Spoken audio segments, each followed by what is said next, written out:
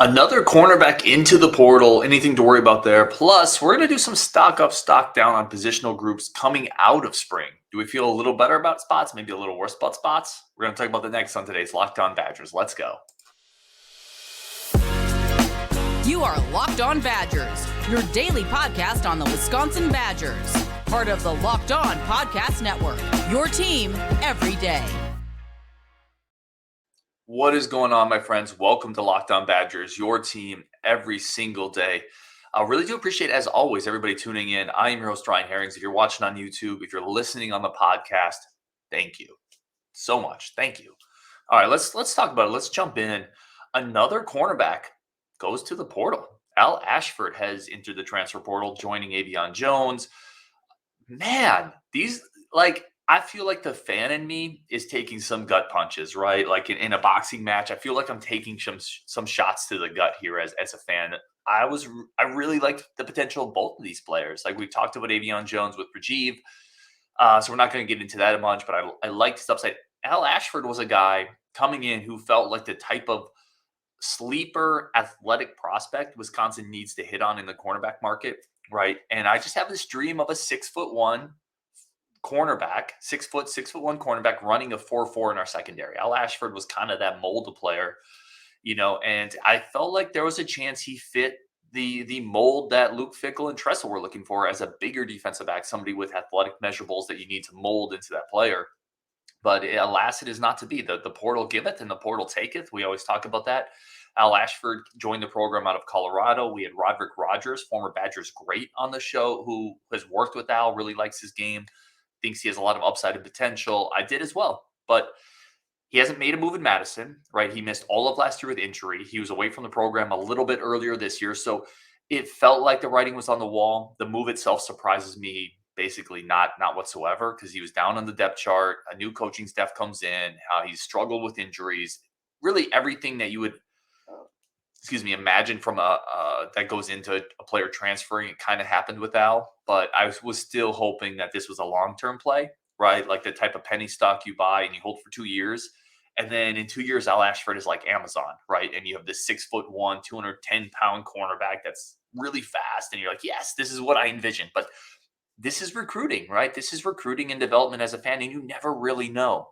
So Al Ashford is out of the door. Wish him nothing but amazing success wherever he goes. Same with Avion Jones, same with Vito Calvaruso, same with Spencer Lytle. Everybody that's transferred, right? I hope they go somewhere and they crush it. Absolutely. Unless you go to Minnesota and then in the day you play Wisconsin, I hope you do not crush it. But so Al Ashford is out of the door. Cornerback step takes maybe another hit, but again, how much were we expecting Al Ashford to play this year? Probably not a lot. So, all right, wanted to talk about that.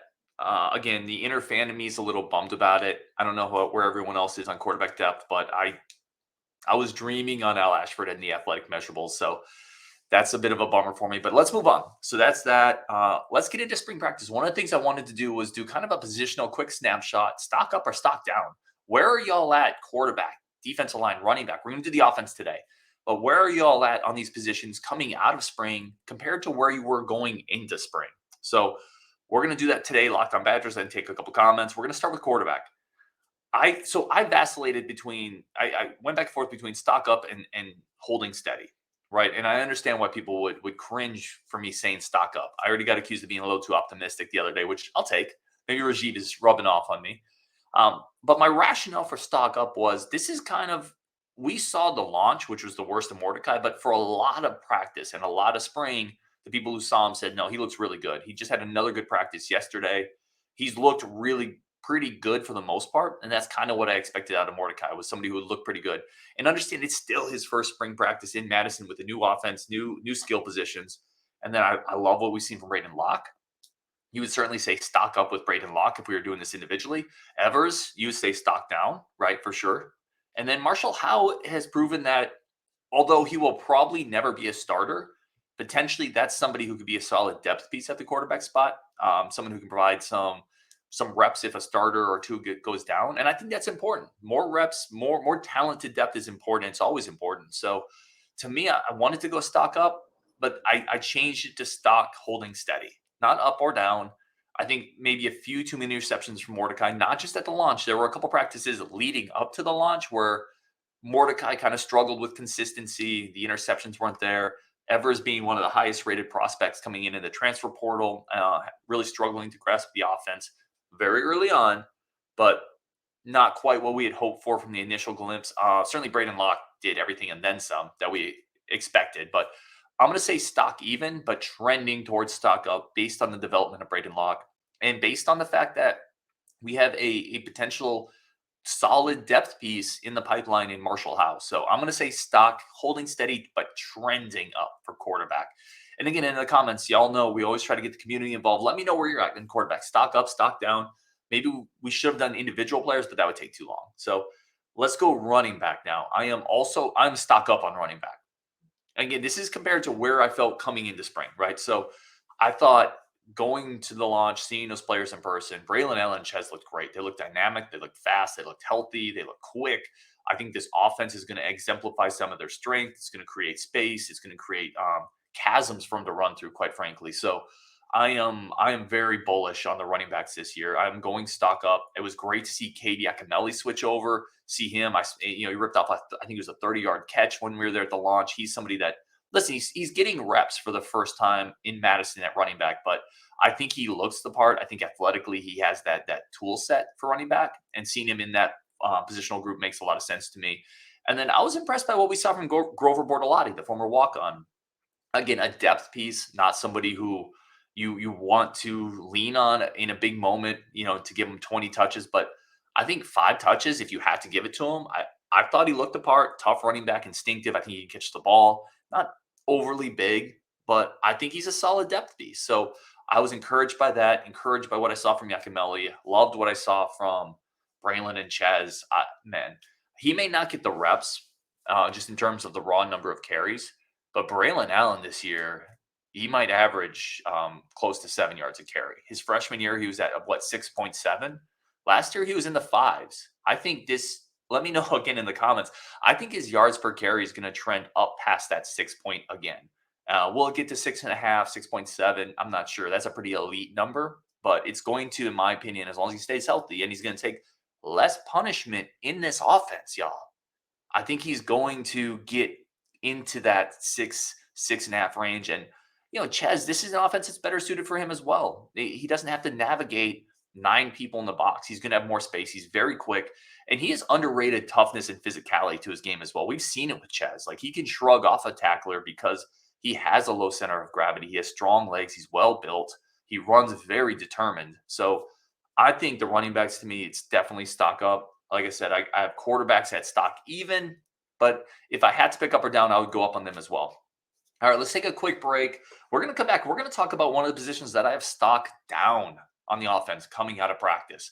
We're going to talk about that next on Locked On Badgers. But first, today's show brought to you by our incredible friends over at Built Bar. If you're looking for something to energize, to kickstart, to jump jet rocket your health journey, right? Like, Built Bar is the way to go. Nutritional powerhouse, tons of protein, 130 calories or less, 100% real chocolate. I don't know how they do it, but it is the most incredible protein bar on the planet. It is a snack to go to. Throw it in your backpack on the way to the gym, in your back pocket on the way to the library, something you need in between meals that can fuel your body, get you something healthy, and still not taste like you're eating cardboard, not taste like you're eating a protein bar. It tastes like you're eating a candy bar, but internally your body's turning that into great muscle mass. So protein bars have always had this reputation of you don't really want to eat it. Built Bar has broken that mold. They're incredible, incredible flavors. I talked about my favorite. It's churro. I always go for the churro, but they have a lot of other incredible flavors. Brownie batter, puffs, cream, cookies and cream bar, on and on. And now you can go get them at your Walmart. You can get them at Sam's Club. Go to Walmart, get your 4-bar box from the pharmacy aisle, or go to Sam's Club, get your 13-bar variety box. Built Bar, the greatest protein bars on the planet. You will thank me later. And listen, for everybody, I just want to say thank you for the everydayers that are here every day grinding with us, talking Badgers, popping into the chats, leaving comments. Y'all are incredible. It's amazing, the community we're building, and it's really a reflection of the everydayers. So thank you so much for everyone who does that. It's appreciated more than you know. All right, let's keep going. Now, we're talking stock up, stock down, positional groups. Now, we're going to do offense today, maybe do defense tomorrow or at the start of next week. So we talked quarterback, We talked running back. Let's talk tight end. So tight end to me is stock even. Okay, and this is another one where I wanted to go stock up, right, because of what we saw from Jake Pugh. He Pugh looks great physically. He looks great. He's somebody that Phil Longo. There was a wired clip of Phil Longo talking about him, saying, "Man, you're going to be really good here." Like you can tell, there's excitement for him, and he was a big time recruit. He was a borderline 4-star, high 3-star guy. Good physical tools, good hands. I like him a lot, right? And it looks like he's going to have a future in this offense. He looks like he's going to be able to flash in this offense. And then going to the spring game, we saw Hayden Rucci, get out in near the goal line in a red zone situation, make a really nice hands grab, get a touchdown. Not a deep play threat. He's never going to be that, but certainly nice to see him get out and catch some balls in that 10 to 12-yard range. That's something he can do. Where I'm a little, it's this not even anybody's fault, but Clay Cundiff is still not back healthy, right? Who knows what we're going to get from Colt Dakovich, JT Seagreaves. To me, there's still some depth question issues here. Jack Eschenbach is still in that mix.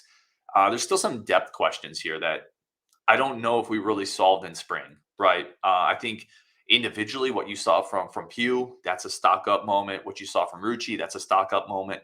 But Cundiff, he's a big part of this. He's supposed to be back full go for fall, but we need to see it. I think I need to see it before I say, okay, I feel better about this. And then there's just some other players, Cam Large, Dakovich, some of those guys, Eschenbach, JT Seagreaves. I just don't really know where they fit into this mix, whether it's a reps thing, a health thing, maybe they're a little too young, still learning position thing, maybe the offense isn't going to click for them thing. So I'm in a bit of a wait and see. Certainly not stock down because of what we saw from Rucci, what we saw from Pugh, but a bit of a wait and see. Now, we did get good news with Clay Cundiff. Should be full go for the fall. That's a big part. We've seen what Cundiff can do when healthy, even in an anemic passing offense, which the last couple years have been. He can get behind linebackers. He can make big plays. And his injuries haven't been the type that worry me. They're not the hamstrings. They're not the repeated ankle injuries, right? That tend to happen. They've been kind of freakish injuries. So I don't even think he's necessarily injury prone. I think he's injury unlucky. And that gives me hope that he can make it through a full season. If he can, him and Pugh teaming up with the receivers on the outside. We talked about it a lot. There's a plethora of weapons on this offense if players can stay healthy and grasp the offense. So I'm excited to see that, but I'm going stock steady on tight ends for now. All right, let's go offensive line. Stock down, right? And some of this, again, this is what were your expectations going into spring? What did you hear about practice? What did you see during the launch? Where are you at coming out of spring, right? So let's start with the low hanging fruit. They had issues snapping the ball for most of the spring, right? We heard about it from multiple practices from people who were there. We saw it during the launch. Rajiv lost his mind over it. So multiple issues snapping the ball. Now, a lot of that I think is a reflection of the guy they brought over. Like you lose Tippmann. Okay, and that's a big loss. Tippmann's an NFL guy, but they brought over Renfro. Renfro is the one-for-one replacement. You took a Lego block out and you put another Lego block in, and that's how it was supposed to work, except Renfro's hurt, right? Renfro got hurt and he was in a boot and he missed most of spring. And that's an issue for a guy who was also hurt last year, right? So a guy who was hurt last year missed most of spring. Well, I think he probably really, I'm not going to say he needs those reps, but getting reps in a new offense with new teammates as a center, trying to build that continuity and that chemistry along the offensive line, I think that's a big deal. I don't think it's been talked about enough how important I think those reps for Renfro were. And for him to lose it, it's a little troubling. But you know what else is troubling is there's no real backup center, right? Because we've talked about what is Bordellini's best spot. It's not center. That's not where Bordellini wants to play. But what happened when Renfro got hurt? They had to move Bordellini from a better spot for him to center because there's not an established number 2 center, right? So now not only are you taking probably a little step back at center, but you're also taking a step back at guard where Bordellini should be. So to me, the offensive line, it's a little troubling. Now, a lot of this gets solved if Renfro can come back and be fully healthy. I hope that's the case. We certainly haven't heard anything that would indicate otherwise, but if he doesn't, I think there's some potential issues on the inside of the offensive line going forward. And even if he does, we saw, a lot of pressure, especially in those second and third string offensive lines against those second and third string defensive lines where they really just didn't hold up. They didn't give some of those younger quarterbacks much room to operate. They were kind of running for their lives in the launch. So I would definitely say offensive line, we're a little stocked down on this. Now, everything is a caveat, lots of time left, right? You have summer conditioning. Renfro should hopefully get healthy. Bortolini should move back over. But it has to be at least a little concerning to fans, probably to even coaches, to know we might be in trouble if at some point during the season Renfro gets hurt. Like at some point during the season, if that happens, are we then again taking Bortolini out of the spot he's better at and putting him in at center, where at least up to this point he's had some troubles with the snaps? It would just be nice if you had a guy, certainly that there's no all-American centers that are on the second string anywhere in college football, right? But it'd be nice if you had a guy that you felt a little more confident in as the backup center, where you don't have to reshuffle your starting line, right? Maybe that's a Dylan Barrett still. We'll see. Maybe they look at the portal. Maybe there's another offensive lineman out there somewhere where you could bring in that can give you a little more established depth at center, someone who has more experience at that spot. So worst case, if Renfro is hurt, Bortolini can stay where he is. Renfro can be your backup center is there. But that's where I'm at on that. I think offensive line, to me, it was a little disappointing. I talked to a couple fans around me. They thought the offensive line looked a little suspect as well. It's definitely something to monitor, right? These are all early grades because we're only talking about spring. But on the offensive side in general, I'm going quarterback stock even, running back stock up. Oh, I didn't even talk about receiver, by the way. The funny thing is, because that's the obvious one. And I wrote it down to the side, and I'm like, I'm going to talk about the ones that are a little more, not even controversial, but there's receiver stock up, right? Yes, stock up. Receiver is that stock that is exploding, and everybody's trying to get in on it because they don't know where it's going to stop exploding. Like in spring, you had the established guys, and this is with Bryson Green hurt, by the way. What have we seen in spring, right? CJ Williams pushed and looks incredible. Looks incredible in spurts. Will Pauling made a giant jump. Chim is still there. Sky looks good. Keontae was running with the first unit. Oh, and by the way, Tommy McIntosh is starting to blow up. By the way, when Chris Brooks was healthy, he was blowing up, right? I mean, what is that? 7 receivers right there? 8 maybe? Tretch is still coming. Bryson wasn't even playing. We haven't even mentioned Marcus Allen, who was one of our most talented receivers athletically last year. Oh, by the way, Vinny Anthony had some moments. I mean, come on. Stock up. So, yeah, I almost completely forgot to talk about receiver because I think that's such an obvious stock up one. And the rest of them, I think you can quibble a little bit one way or the other. But I'm going, receiver, obvious stock up. Tight end, stock even, because I just need to see the depth work itself out a little bit more. Offensive line, stock down. Overall, it looks like it's progressing to me, right? I did not expect this thing to hit the ground running, like the train to be at full locomotive power coming right out of a brand new train station that was just built. It takes a little bit to build that momentum up, right? I think there's still a great possibility that this is one of the better Wisconsin offenses we've seen in a long time. And I'm excited about that. So we're going to do defensive stock up and stock down probably next week, but definitely let me know in the comments where you're at on the offense. Where are you at on the defense? And we're going to get to it all. I'm very excited to continue chopping this up with the community. All right, we're going to take a quick break for our friends of the show. But coming up on Locked On Badgers, we're going to talk about a comment I got about a potential concern on the defensive side. And I'm going to tell you why I disagree with it. But we're going to talk about that next on Locked On Badgers. First, a word from our friends of the show. All right, welcome back to Locked On Badgers. Thank you all for making this one of your first listens every single day. I really do appreciate it. Let's get into some comments here. So I got a lot of comments I want to bang through. As always, appreciate you guys leaving comments on Twitter, DMing me, YouTube comments, live comments, wherever they are. I try to pull those together in the Discord. By the way, if you're not a member of our Discord, go check it out. It's kind of the lifeblood of our show. A bunch of people are in there. Justin's in there. Rajiv's in there. We do some kind of pre-show stuff in there, so I'll let you know a guest is coming up. If you want to put questions in there, let me know. So come join our Discord. I'll put that link in when I drop the show. I'll add that link in. Okay, let's get into some comments here. This one is from James Dixon. He says, this is in regards to the commit as well today. We are doing really good with getting athletes, but need to get some grunt going, need some D-line. Yeah, I think that's fair. I think the athletic profile of a lot of these recruits has been pretty strong. Kamira's today, a lot of the defensive backs last year's cycle were really that way as well. Certainly Steck and Booker, there's a lot of athletes, but yeah, you got to hit on some defensive linemen, right? Jamel Howard was last year's cycle. That was a big get. They're in on a couple high defensive ends this year. We talked with David Stone, the 5-star guy, Kellen Lindstrom, the 4-star guy.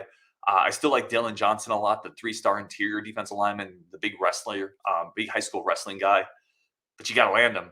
Greg Scruggs, the new defensive line coach, has to land him, and that's going to be a big part of the cycle. Can you get disruptive guys in the front seven? And up to this point in this cycle, we haven't done that yet. But there's a lot of big fish in that pond that Wisconsin's still fishing for. So let's see. Alien Space says Penn State really wanted him. Again, talking about Kamir. So it's a good get. Yeah. There's a big get today, that the safety Kamir out of Pennsylvania. So big get. Pennsylvania was in on him. Penn State was in on him. Sorry, not Pennsylvania. Penn State was in on him, but so was Texas A&M. I know Nebraska was. Michigan State was. He's a really good offer list. Big physical athlete. Really good get. I'm excited about that one. The Dairy Raid says, love getting a versatile athlete from an area we normally don't. National programs recruit and compete nationally. Yeah, well said, Dairy Raid. Agreed. Love your name, by the way. I love it. Mark says, the question would be, do you think any incoming fall freshmen can shore anything up or even challenge to see the field? Oh, that's a great question, Mark. Let's see. So right off the bat, a couple stand out to me. Okay, right off the bat, Jamel Howard stands out to me. The monstrous, nose guard out of Illinois, 320-ish pounds, moves really well. Huge late addition to the recruiting class. Not a lot of body types. Like when you're talking about freshmen that can come in and compete right away, you need to look for what is missing from the roster that these freshmen can athletically provide, because none of the athletes coming in the fall are going to intellectually, from a football IQ standpoint, going to give you something that isn't on the roster. Everybody on the roster is going to be ahead of those athletes, right? So you're looking for who can give us something athletically that's different, that can be used in a package, right? Jamel Howard's that guy, because Jamel Howard gives you size and athleticism that isn't on the roster, right? He's the Benton replacement.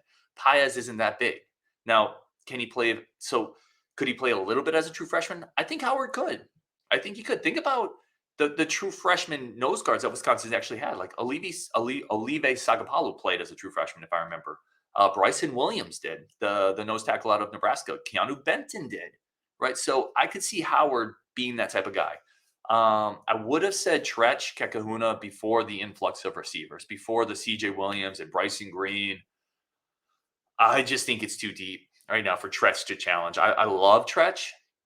Love Tretch, but he's going to be coming into a receiver depth chart that is going to be 7 or 8 or 9 deep with playbook knowledge, with reps, with experience with the quarterbacks. So I don't think he's going to crack that in year one. I'd be surprised. Amari Snowden is an interesting one, and I continue to have conversations with people. Is he a cornerback? Is he a safety? I'll tell you what he is. He's a 6'3" athlete with a long wingspan. Those dudes can find.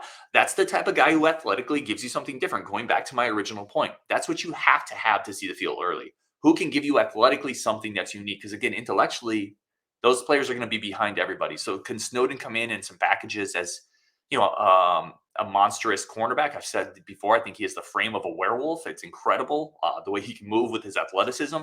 So he might be able to come in maybe in a goal line type package and blanket a bigger red zone type target on the other team. Maybe that type of player.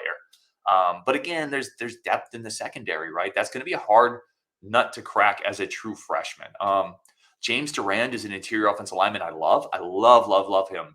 It's very hard as a freshman interior offensive lineman to not enroll early in play.